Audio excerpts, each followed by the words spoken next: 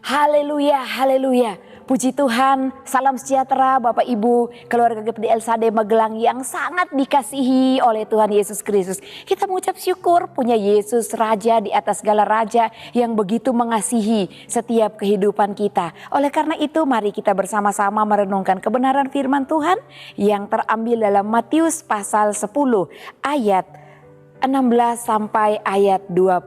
Saya akan membacakan bagian firman Tuhan ini untuk kita semua. Lihat, aku mengutus kamu seperti domba ke tengah-tengah serigala. Sebab itu hendaklah kamu cerdik seperti ular dan tulus seperti merpati. Tetapi waspadalah terhadap semua orang, karena ada yang akan menyerahkan kamu kepada majelis agama dan mereka akan menyesah kamu di rumah ibadatnya. Dan karena aku, kamu akan digiring ke muka penguasa-penguasa dan raja-raja sebagai suatu kesaksian bagi mereka dan bagi orang-orang yang tidak mengenal Allah. Apabila mereka menyerahkan kamu, janganlah kamu khawatir akan bagaimana dan akan apa yang harus kamu katakan. Karena semuanya itu akan dikaruniakan kepadamu pada saat itu juga. Karena bukan kamu yang berkata-kata, melainkan roh Bapamu, Dia yang akan berkata-kata di dalam kamu. Puji Tuhan Bapak Ibu yang terkasih dalam Tuhan, judul renungan kita pada hari ini adalah domba di tengah serigala. Puji Tuhan, kita digambarkan sebagai domba oleh Tuhan Yesus Kristus. Dan Yesus Kristus menggambarkan semua pengikut Kristus, yaitu orang Kristen, digambarkan seperti domba. Ketika kita hidup di tengah-tengah dunia ini, kita adalah domba di tengah kawanan serigala. Bapak Ibu yang terkasih dalam Tuhan, bayangkan domba di tengah kawanan serigala. Dapatkah domba menyerang serigala? Tentu tidak, domba tidak dapat menyerang serigala, tetapi sebaliknya, serigala dapat saja sewaktu-waktu menyerang domba tersebut. Dan Tuhan sedang memperingatkan bahwa demikianlah kehidupan kita umat Kristen di tengah-tengah dunia ini. Dunia yang penuh dengan kejahatan, dunia yang penuh dengan dosa. Dan dikatakan bahwa dosa sama dengan serigala yang mematikan. Dunia ini sedang penuh dengan dosa, syarat dengan kejahatan. Dan hal-hal itu yang sering kali ada di dalam pribadi manusia atau orang-orang yang belum percaya kepada Tuhan Yesus. Dan mereka berperilaku seperti serigala yang buas. Oleh karena itu Tuhan Yesus menggambarkan bahwa kehidupan orang Kristen sedang berada di tengah-tengah serigala.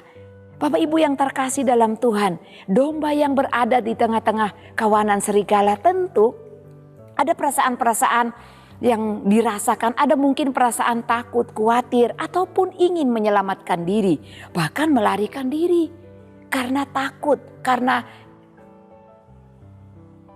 ingin tidak ditekan atau ditelan oleh serigala-serigala tersebut. Tetapi apakah kita harus menghindar? Apakah kita harus melarikan diri? Apakah kita berdiam diri saja? Bapak Ibu yang terkasih dalam Tuhan, tentu kita tidak harus melarikan diri. Tentu kita tidak harus melakukan perlawanan. Karena apa firman Tuhan katakan? Tuhan memberikan peringatan bagi setiap kita umat Kristen, pengikut Kristus. Perintahnya adalah kita tidak perlu melarikan diri.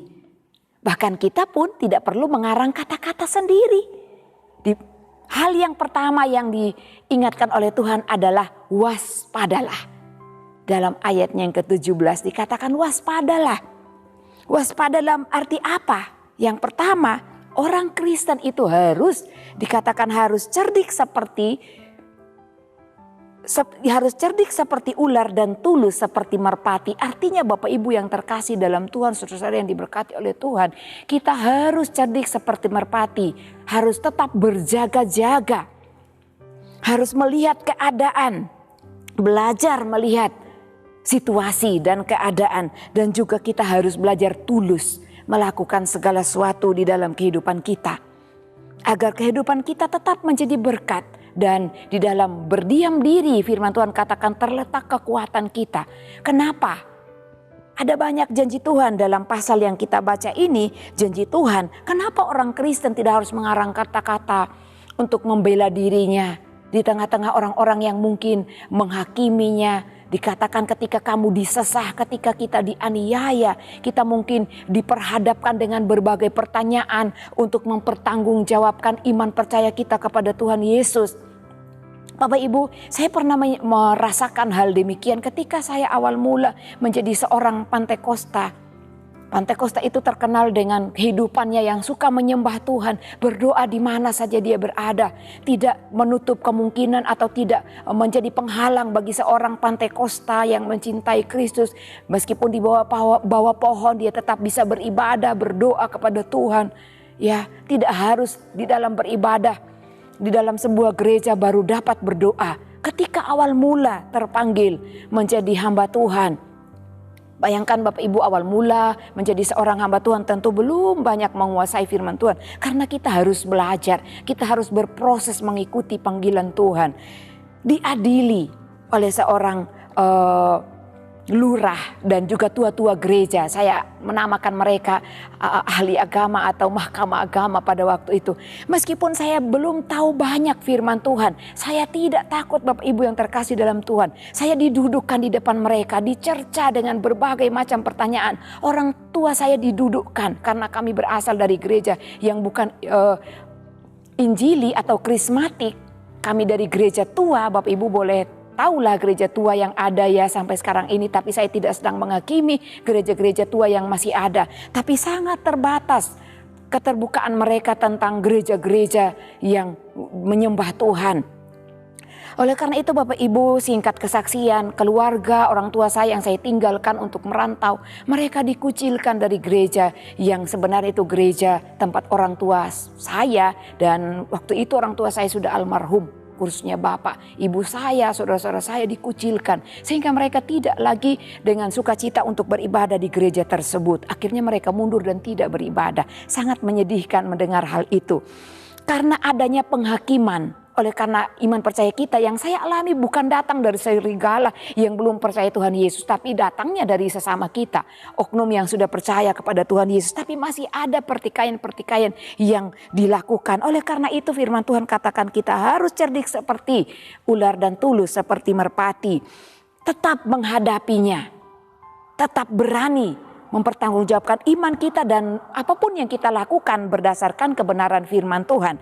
Nah, Bapak Ibu yang terkasih dalam Tuhan, ketika kita tidak berusaha untuk menghindari kejahatan di dalam dunia ini, bahaya di dalam dunia ini, kita seperti merpati yang tetap waspada terhadap bahaya, terhadap perlakuan-perlakuan yang tidak baik di dunia ini dan tidak menjadi bodoh seperti ular. Tetapi kita sebagai orang Kristen tidak perlu takut, sebab dikatakan oleh firman Tuhan, kamu tidak perlu berkata apa dan bagaimana yang kamu katakan, karena semuanya itu akan dikaruniakan kepadamu. Pada ayat yang ke-19 dikatakan, Roh Kudus sendiri, Roh Allah sendiri yang akan memimpin Bapak Ibu Saudara saya, kita semua untuk memiliki kata-kata membela iman kita. Tidak perlu kita merancang, menulis berbagai hal kata-kata yang puitis, yang indah. Roh Kudus akan menuntun setiap kita. Roh Kudus akan memberikan kita kemampuan untuk membela iman percaya kita kepada Tuhan. Dikatakan Roh Bapa di surga, Dia yang akan menuntun, memimpin kita, membenarkan kita, membela kita, bahkan mengajari kita kata-kata Bapak Ibu ya Saudara yang terkasih dalam Tuhan. Itulah yang saya alami dan saya percaya Bapak Ibu yang terkasih dalam Tuhan juga akan mengalami pembelaan Tuhan yang luar biasa.